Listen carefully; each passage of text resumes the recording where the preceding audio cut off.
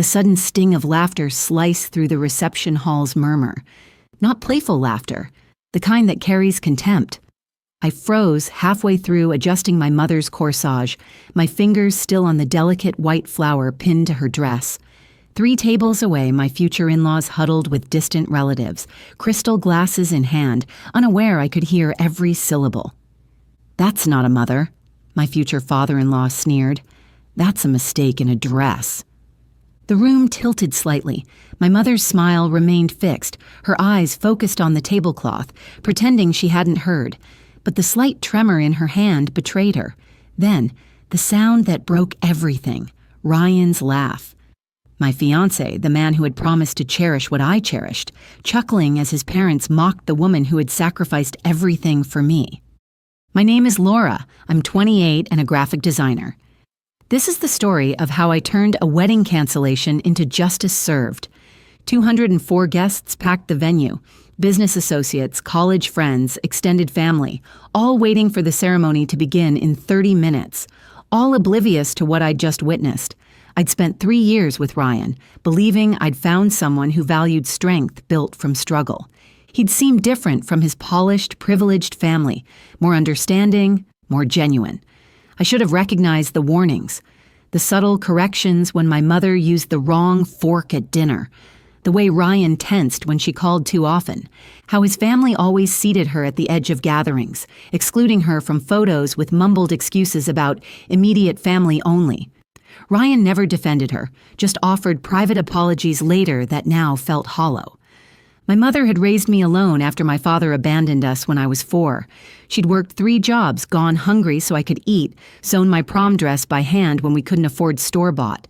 Her hands were rough, her accent thick, her education limited, but her love was boundless. While Ryan's parents had given him everything except empathy. As the laughter continued, memories flashed. My mother practicing conversation topics before meeting Ryan's parents for the first time. Her saving for months to buy appropriate clothes for their country club dinners. The tears she'd hidden when his mother had helpfully corrected her English at our engagement party. I stood, smoothed my bridesmaid dress, not yet changed into my wedding gown, and walked toward the stage where the band was setting up. Ryan noticed, smiling with confusion as I took the microphone. The room quieted, perhaps expecting an impromptu toast. "The wedding is off. Right now." Gasps rippled through the crowd. Chairs scraped against hardwood.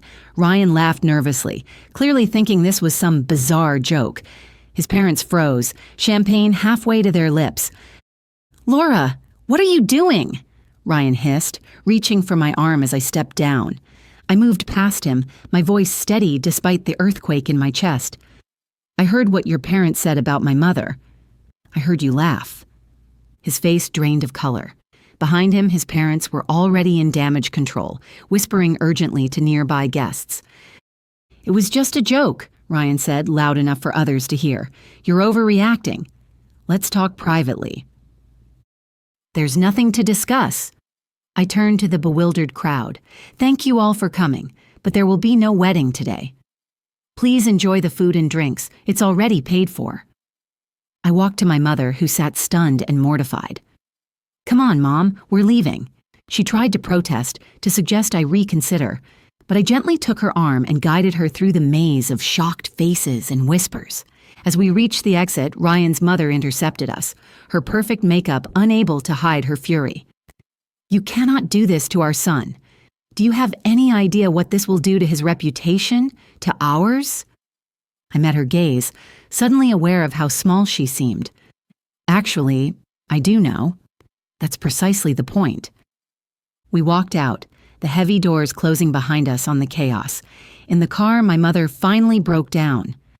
"I'm so sorry, baby. I've ruined everything for you." "You didn't ruin anything," I said, starting the engine. "They did, and they're going to regret it." That night, while my phone exploded with messages I didn't answer, I formulated my plan. Ryan's family had one vulnerability greater than their wealth or connections, their carefully cultivated reputation. His father, Harold, headed a financial consulting firm built on trust and family values. His mother, Diana, chaired 3 prestigious charity boards. Ryan was weeks away from a partnership announcement. They'd spent decades constructing this perfect image. I would dismantle it in days.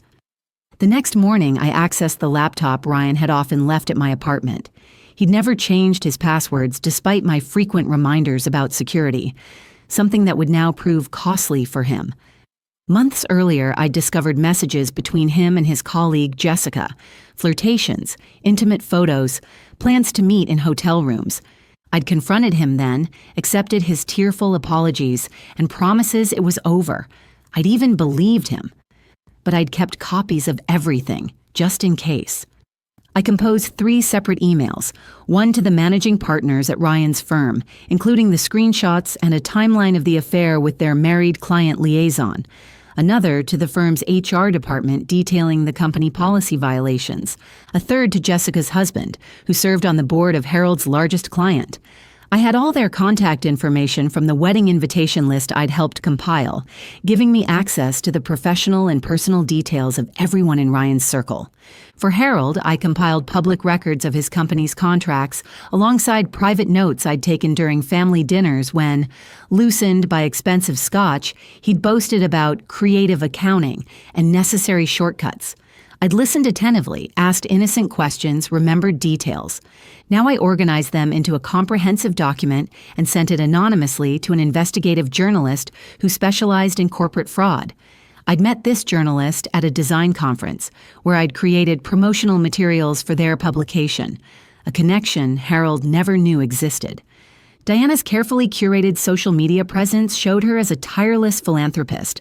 What it didn't show were the videos I had on my phone, captured at charity events I'd attended with Ryan where I'd offered to help with graphic design for their promotional materials. While working these events, I'd witnessed Diana when she thought no one was watching, berating catering staff, calling volunteers useless idiots, mocking donors behind their backs. I created a compilation and sent it to every board member and major contributor to her charities, using the contact list from the most recent fundraising gala program I'd designed. By noon the next day, Ryan had been suspended pending an investigation. By evening, the journalist had contacted Harold's firm for comment on alleged financial irregularities. By the following morning, Diana had been asked to step back temporarily from her chairmanship roles while the boards assessed recent concerns. They called me incessantly. I didn't answer. Silence speaks louder than words. On what would have been our honeymoon departure date, I finally agreed to meet them, not at their mansion or my apartment, but at the empty reception hall where our wedding should have been. I arrived first, sitting alone at what would have been the head table. They entered as a unit but fractured, Harold's confident stride replaced by a nervous shuffle, Diana's perfect posture now rigid with tension, Ryan's handsome face haggard. 3 days had aged them years. "What have you done?" Harold began, voice struggling for authority. "Balance," I replied simply. Diana stepped forward, tears threatening her makeup. "We've lost everything because of you. Our reputation." "Was a lie," I finished, "just like your son's promises." Ryan tried next, the charm I'd once fallen for now desperate and hollow. "Laura, please. I made a mistake, we all did, but this is destroying us. My partnership, Dad's company, Mom's charities, You mocked the woman who gave me everything," I interrupted quietly. "You laughed while she was humiliated. And you expected me to join your family? Number. I don't join cruelty. I bury it." Harold slammed his hand on the table. "This is blackmail. We could sue you for defamation." "With what evidence?" I revealed your actual words and actions. The truth isn't defamation. Diana tried a different approach, her voice softening. "Laura, dear, we were thoughtless, I admit. But everyone says things they don't mean sometimes. Surely you understand family loyalty. This is destroying generations of hard work." "I understand family loyalty perfectly," I replied. "That's why I'm here. My mother is my family." Ryan knelt beside my chair, a gesture that might have moved me once. "I love you. I'll make this right. I'll stand up to them, defend your mother, anything you want." I looked at him directly. "That's what you should have done 3 days ago. Consider this balance restored. You took her dignity in front of 204 people. I took your legacies in front of the world. I stood to leave but turned back for a final word. The difference is, you can rebuild with honesty. Start businesses that don't cut corners. Run charities that actually care about people. Build relationships on respect instead of convenience. My mother never had those choices. She built her life from nothing, and you mocked her for the calluses that effort left behind. The silence as I walked out echoed louder than their pleas. 2 weeks later, the journalist published an exposé on Harold's financial practices, triggering a formal investigation by regulatory authorities. Jessica resigned from the firm after her husband filed for divorce. Ryan's partnership offer was permanently withdrawn.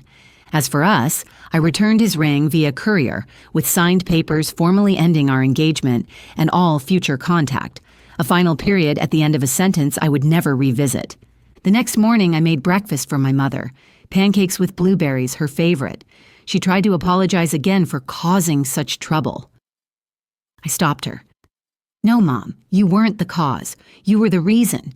The reason I finally saw them for what they were, and the reason I chose us. She smiled through tears. For once, not from shame, but relief. People ask if I regret it. If I regret dismantling an entire family's facade, challenging their future, exposing their hypocrisy. I don't, because revenge isn't about destroying others. It's about protecting what matters. And the moment they called my mother a mistake, they forfeited their right to my mercy. The wedding that never happened freed me from a lifetime of silent compromises. Sometimes, the most powerful vow you can make is to yourself, to never allow anyone to diminish those you love. That's a promise worth keeping. Before you go, here's a quick bonus for sticking around. If you love learning and growing like I do, you need to try audiobooks. I've got an exclusive deal with Audible. Your first month is completely free. That's access to over 500,000 titles. Zero cost to you. All the details are waiting in the description. Don't miss this one.